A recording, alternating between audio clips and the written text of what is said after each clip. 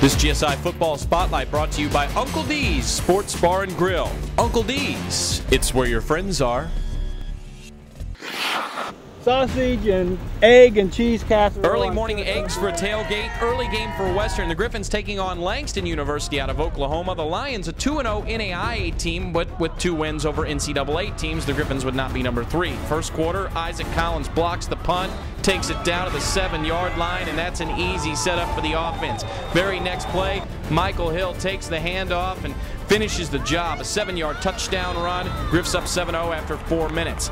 Later, Langston's Darian Lewis passing, Western's Cody Kramer picking it. That would lead to a Griffin field goal. Griffs would take a 13-0 lead after 1. Second quarter, they get tricky. 4th and 3 on their own 18-yard line. They fake the punt.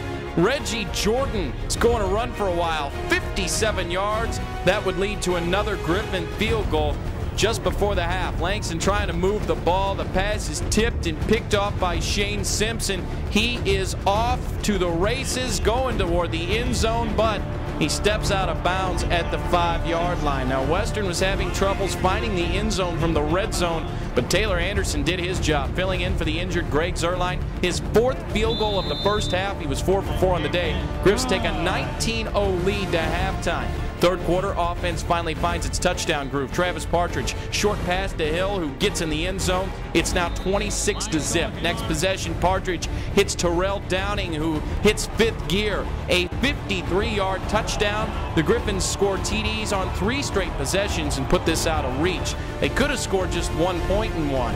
Why? Because the defense was in shutdown mode. 4 sacks, 2 blocked punts, 3 interceptions on the day. Western blanks Langston 47-0 the final. It's the Griffons' first shutout since 2002. Really, we've really played pretty well second half for 3 straight weeks. We haven't given up a touchdown yet, I think, in the second half yet. We haven't given up a touchdown 2 weeks now. We haven't given up a touchdown since the first half of Pitt. And I get that. That wasn't as good as the offensive line we faced last week. And we played better against it. I guess the intensity was up last week. We knew we had a better opponent. And this week we kind of played to our competition.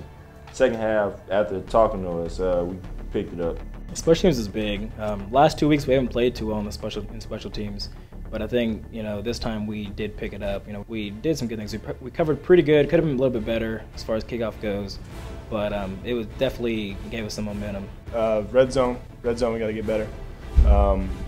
When we get down there, we got to get points. It was just certain things we weren't doing right that we didn't blow them out so much early. But like I said, the credit goes to them. They played hard and they played fast, and we just kind of had to keep hammering them, and eventually we kind of broke it open.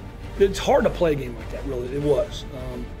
You look at our schedule and what we've had to do. I mean, you're looking at you start off with Pitt, then you play Central, and then as much as you want to say, they know Washburn's looming on Thursday. We got a reason why we're playing at 11 a.m. All the kids know why we're playing at 11 a.m. so we can get rested and start up for Washburn tomorrow night. And I think that sandwich game like that was a little bit hard to. Now they helped us a little bit. They had a little bit of swagger and there's a little bit of talking and dancing and and I think got our kids motivated. But maybe we did this a little too much early.